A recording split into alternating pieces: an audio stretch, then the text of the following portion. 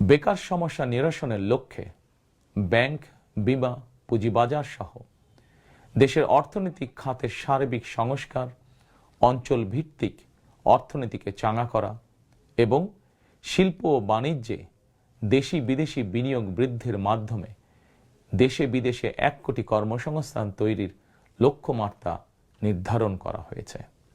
এভাবে পর্যায়ক্রমিকভাবে 1 কোটি কর্মসংস্থান তৈরির লক্ষ্যমাত্রা অর্জনের জন্য কয়েকটি সেক্টরকে বিশেষভাবে চিহ্নিত করে নতুন কর্মসংস্থান তৈরির উপায় এবং কর্মকৌশল নির্ধারণ করা হয়েছে।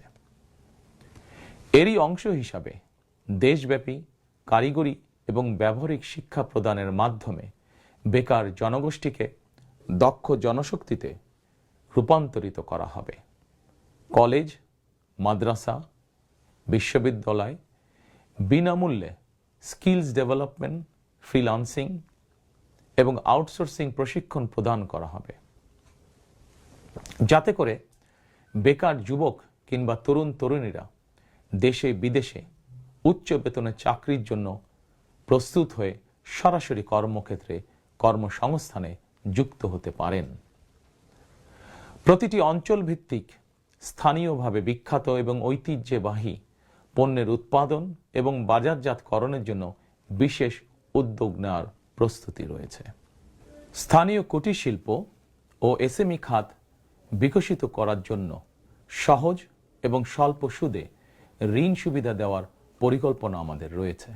বৈশ্বিক ই-কমার্স প্ল্যাটফর্মের পণ্য রফতানির লক্ষ্যে বেসরকারি শিল্প সম্প্রসারণ ও কর্মসংস্থান সৃষ্টির সহায়ক উদ্যোগ নেওয়ার পরিকল্পনা নেওয়া হয়েছে।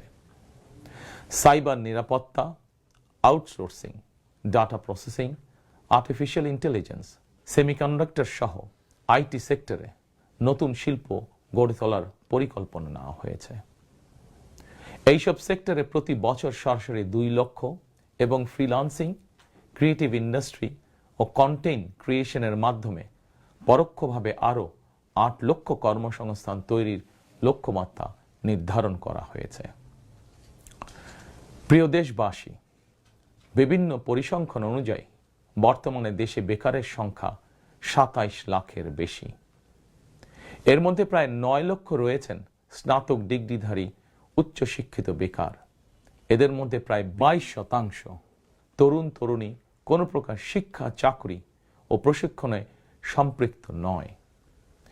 এই বিপুল সংখ্যক বেকারের অধিকাংশই 15 থেকে 29 বছর বয়সী।